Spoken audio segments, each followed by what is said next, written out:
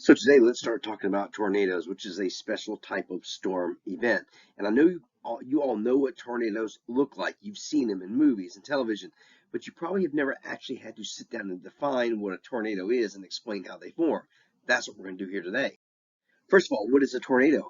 This is a very specialized word for word definition that I need you to know and understand. A tornado is, very carefully worded, a vertical, which means it's up and down. It's a rotating column of air. It's spinning. And it is attached to a cumulonimbus cloud.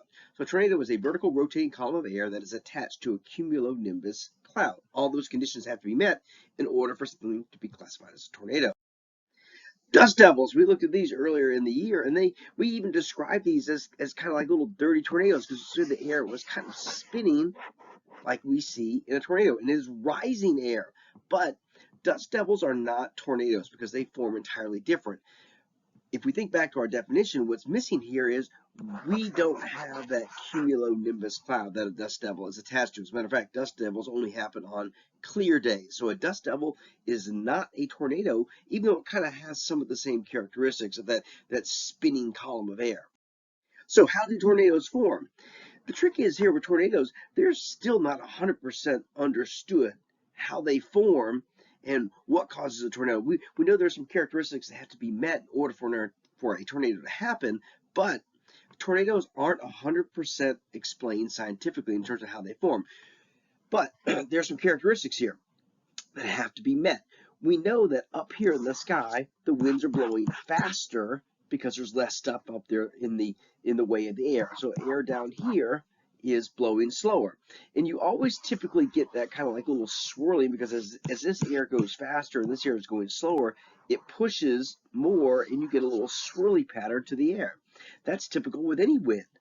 But in a cumulonimbus cloud where the air is being pulled up, that air is rising up into the storm, you can get a little bit of a push from underneath, and this swirling air can then be pushed so that it is then vertical. And that's when you can get a tornado form.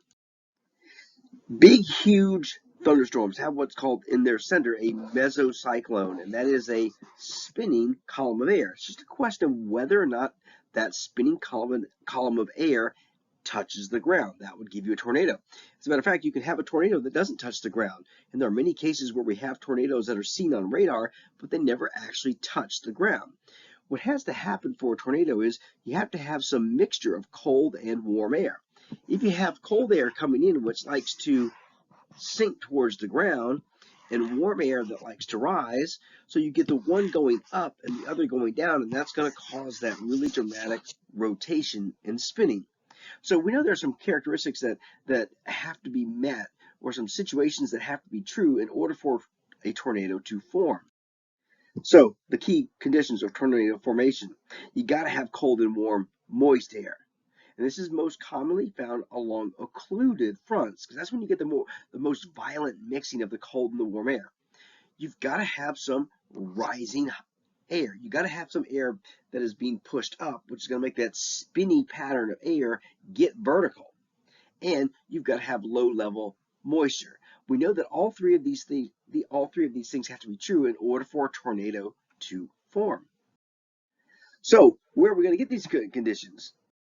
These are all things that we can measure, and we know that some of these things happen more often than not in other places than some others. In the United States, we see that we get a lot more tornadoes in the months of, well, it looks like starting March, April, May, June, and then by July, it starts to taper off. Now, this makes sense because tornadoes need a mixture of cold and warm air. And when you get the most mixing of cold and warm air is in the springtime, because that's when we still got the cold air from winter and we're starting to get some warm air coming from the south. You get a lot more mixing. You tend to have more tornadoes in the spring than any other time of the year, because that's when you get a cold and warm air. Now here in Georgia, though, if you notice in Georgia, we get our tornadoes even starting in February. We get a lot more in March and April.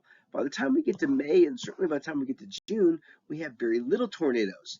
And that's because, think about Georgia in May. By May, and certainly by June, we're all hot. we don't have any cold air left. So without the mixing of the cold and the hot, we're not going to as likely to get a tornado.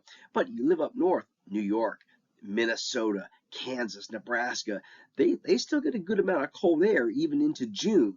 So their tornado season goes a little bit later than ours does in Atlanta. Our primary months for tornadoes here in Georgia are March and April. What time of day? Well, we need that rising hot air. When is the air hottest? Typically late in the afternoon. So you're a lot more likely to have tornadoes later in the day when the air is hottest and therefore is rising the most. Where do tornadoes form in the world? Now, tornadoes can form on all continents except Antarctica. No tornadoes ever reported in Antarctica because there's no hot air. They only have cold air.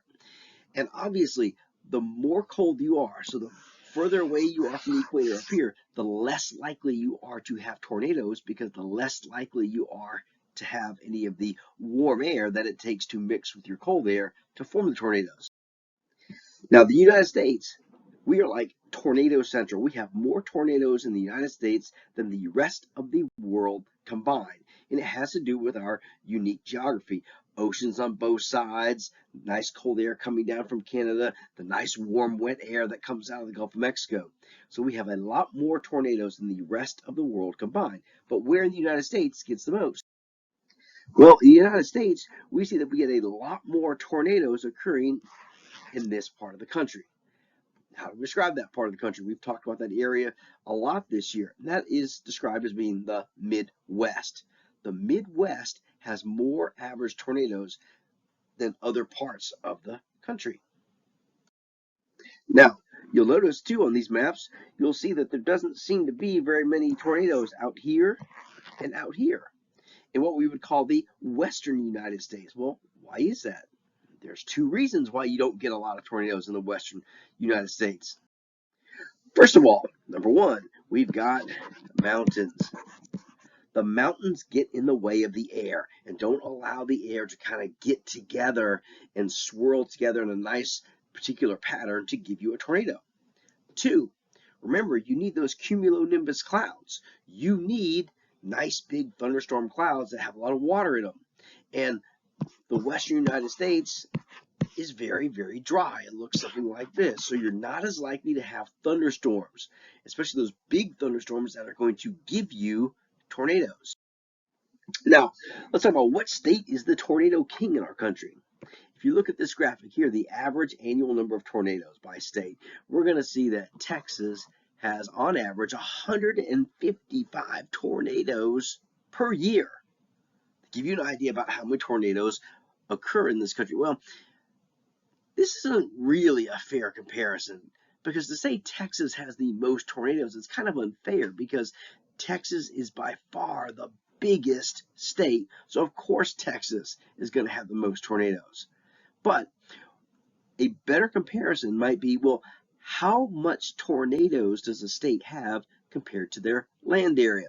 And once again, you notice these states out here in the West, very few tornadoes because they have big mountains and it's very, very dry. Also notice back here in the east, West Virginia, very few tornadoes. And that's because it's directly in the Appalachian Mountains and the mountains get in the way of tornadoes forming. Let's look at a little bit different graphic. And this is the number of tornadoes per land area. And you'll see Texas has 5.2 tornadoes on average for every 10,000 square miles of size. And once again, you notice the states in the West, very, very small numbers of tornadoes. Georgia, 3.7. So even allotting for size, Georgia has less tornadoes than Texas. The oddball state on here is Florida. The biggest number seems to be 9.4. Seems like, man, Florida has a lot of tornadoes. But that's not really the whole story here. What Florida has a lot of, it's not really true tornadoes. They have what's called water spouts. A water spout is a tornado that forms over water, especially shallow, warm water, which of course Florida has a lot of. So there's a good chance that you have maybe seen or experienced a water spout. I know I've seen them on multiple occasions in my time visiting and living in Florida. So to say Florida has a lot of tornadoes, it's kind of true, but it's not really tornadoes because they're mostly waterspouts. Why are we not going to count waterspouts? Because they tend to be very, very weak. They're not nearly the same strength as a regular land-based tornado, even though technically they are tornadoes. So let's go back to our graphic. What state are we going to say has the most tornadoes? Which state is the tornado king? Well, Texas has more tornadoes, but it's not really fair because it's too big. Florida appears to have a lot, but they're waterspouts, so they're weak, so they're not really true. What we're going to call our true tornado king is Oklahoma, because Oklahoma has more tornadoes per square mile than any other state. So for the purposes of our discussion, we're going to say Oklahoma is the #1 tornado state in the country. So we have this term called Tornado Alley. Tornado Alley is this kind of general area in the country where tornadoes are a lot more common than other parts of the country. And it doesn't have very set particular boundaries. It's more kind of like a general area where tornadoes, and especially the big nasty tornadoes, tend to happen more often.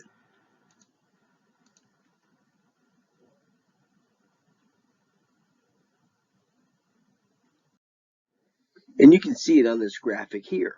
You can see there's a lot more tornadoes right in this part of the country, certainly than over here. You notice this part right here where the Appalachian Mountains are. Up here in this part of the country, it's too cold. They don't get enough of the warm air mixing with their cold air. So this area in the Midwest is what we call Tornado Alley because that's where tornadoes are a lot more common. Now, how do we rate and how do we measure tornadoes? Now, this is a really, really tough thing to do.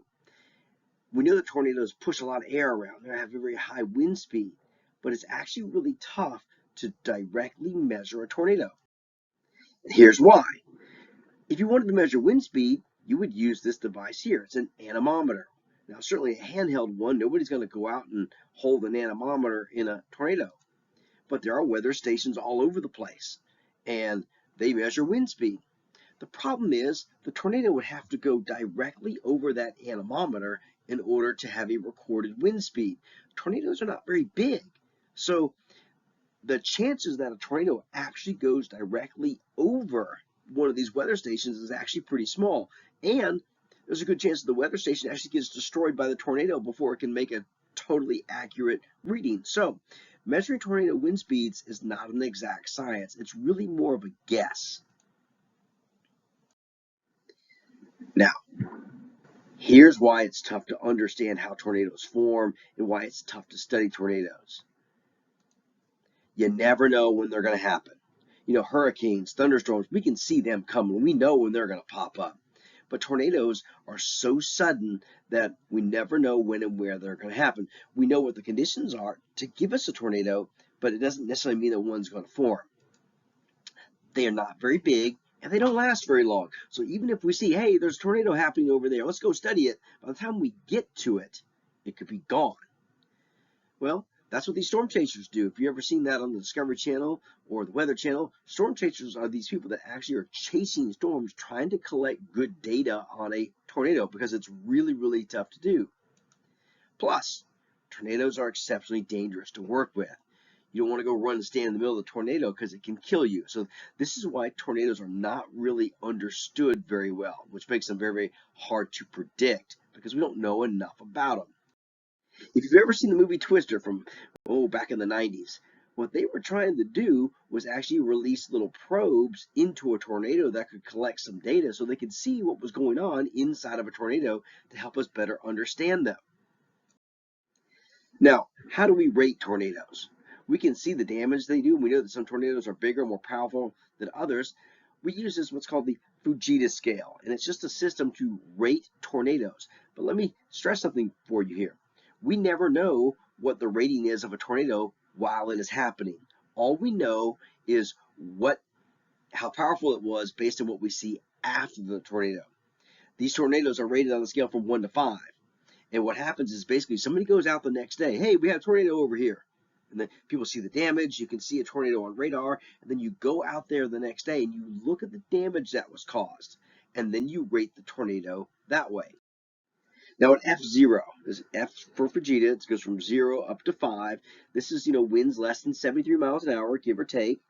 And these tornadoes don't cause a lot of damage, and they're about 40% of all tornadoes. So most tornadoes are these small guys. Here's the example of what an F0 tornado would look like. Now, when you look at this picture, what do you see in this picture? Well, we see the tops of some pine trees, which break very easily, got snapped off. We see maybe some like missing shingles over here on the roof. You can barely see it right here. There's a piece of this wood that was missing off the building, but it doesn't look like a big deal here. This was a good example of an F0 damage. Now at F1, wind speeds get a little higher, which means the damage gets to be a little bit more intense. This is where you get some of the surface that comes off the roof. You get mobile homes that get pushed off their foundations, and if you're in a car driving, the car can get blown off the road. And about 36% of all tornadoes wind up to be F1s. Here's an example of F1 tornado damage. You notice some of the surface of the roof has been peeled off. Now the roof is still intact. The building wasn't destroyed. It's just part of the surface of the roof got peeled off. Somebody came out here the next day after they said, hey, we had a tornado here. Come out and look and see. And they look at this and say, okay, this must have been an F1 tornado. It wasn't an F0, because an F0 would not have done this to this roof. An F2 would have done more damage than this. And we'll look at those next. Now, if you live in a mobile home, an F1 tornado is enough to push a mobile home over, push it off its foundation, because mobile homes are not built in place. They're just kind of mobile on wheels structures just sitting on the ground. So the wind can get underneath them and push them over quite easily. An F2 tornado. Now we're getting stronger winds. This is where you get the roof starts to come off a house. Mobile homes are just destroyed. You get little light objects, generating these missiles, like little bullets can come around and actually kill you. About 19% of all tornadoes get to be this. Here's an F2. Now somebody came out here the next day and said, hey, we had a tornado. How do I know this is an F2? Well, now part of my roof is gone. The building is still standing. All four walls are still standing, but part of the roof has been gone. Also, big trees are now knocked over, not snapped, but uprooted from their roots and pushed over. That's a sign that this tornado was about an F2. Here's a mobile home in an F2 tornado. You'll notice there isn't much left. An F2 tornado totally will destroy a mobile home. The biggest damage for you and me is the fact that F2 tornadoes can knock over big trees. If you look at the size of this tree, that's a lot of roots. If you ever had to dig up a tree or a stump, they're in the ground pretty good. But that big a tree that can get pushed over can then fall on your house or fall on your car, and it can most certainly kill you. Now at F3, more powerful winds. This is now where we start to have walls come off. You're not just losing your roof, walls are getting knocked down. You get heavy cars that are picked up and actually moved, cars that are parked. Luckily, only about 5% of all tornadoes get to be this big. Take a look here. We look at the building in the background. Well, it looks like mostly the roof is gone. We've got some walls that are missing. That's telling me this was an F3. If you're an F2, I wouldn't have any walls knocked down. The other thing that tells me this is an F3 is this car was not parked there. You can see it's on the grass. The car didn't start on the grass. It was over here in the parking lot somewhere. The tornado picked up the car and flipped it over and moved it to the grass. That means this must have been at least an F3. Now an F4, now we're starting to get really nasty. With an F4, you get a house that's just leveled, like just totally gone. You get structures that are not secured tightly to the ground. They get picked up and they get moved great distances. Cars and other large objects can be turned into missiles and thrown at things and people. Luckily, only about 1 in 100 tornadoes ever get to be this big. This is what an F4 looks like. This was a house. Notice there are no walls left standing. That's indicative of an F4 tornado. The house is entirely leveled. Everything was pushed down and it's a big pile. You can see the car. That car was picked up and thrown through the air. It wasn't just moved and flipped over from the parking lot. It was picked up and thrown into the house. That's what an F4 can do. Take a look at this in Kansas City. You can see this house right here. There's the foundation of the house. Here's the house out here. The house was level. The interesting thing about this tornado is that boat right there. The homeowner that lived at this location did not own a boat. That boat was picked up from somebody else down the street and thrown through the air at this guy's house. That means this had to be at least an F4 tornado. When we say large missiles, an F4 tornado can pick up something like a large board, like a 2x6, and pick it up and spin it and throw it through the air. And it can get going so that when it hits something, it can jam right into it and basically becomes like a huge missile. This mobile home here obviously was not in the path of the tornado because it would have been level. But this board was picked up from a tornado somewhere over here and sent through the air with so much force that it actually went through the wall of the mobile home. Now F5s. F5s are the biggest, nastiest, most destructive tornadoes, and luckily only 1 in 1,000 ever get to be this big. Let's take a look at F5. In an F5, not only is the house level, notice there are no walls standing here. All the walls are knocked down. This was a 2-story house. If you look at that pile of debris back there, that doesn't look like enough stuff to build a 2-story house because it isn't. A F5 tornado not only knocks down the house, it takes the debris and spreads it over a large area. It takes things and is so violently moving the stuff around, it shreds things into small pieces and it gets dispersed. Your driver's license might wind up in the next county over. Your pictures, your clothing might get shredded into such small pieces that you never find it. So that's the difference between an F4 and an F5. Take a look at these two. The house at the top, that was obviously an F4. All the walls are knocked down. You see the car was thrown through the air. House was knocked down. The F5, not only was the house knocked down, the house is gone. I mean, the stuff just isn't there anymore. One difference between an F4 and an F5, if you think about this, your house gets knocked down by an F4. Where's your stuff? You know, where's your wedding picture, your high school yearbook, anything you care about? Well, it's in this pile of stuff somewhere. You can get some of your stuff back. I mean, it might be broken, sure, your TV's ruined, but there are things you can get back. Your baby pictures, your photo albums, if you have them, are in that pile of stuff. But in an F5, not only is the house leveled, it is just shredded. F5s are just catastrophically destructive. That it doesn't even leave anything behind. It basically destroys everything in its path. Now, most of all tornadoes, 74% are F0s or F1s. So most tornadoes that we see or occur are very, very small, weak tornadoes, which is kind of counter to what we think of. We think of tornadoes are the big, nasty, huge, destructive storms. Most tornadoes are not nearly that big.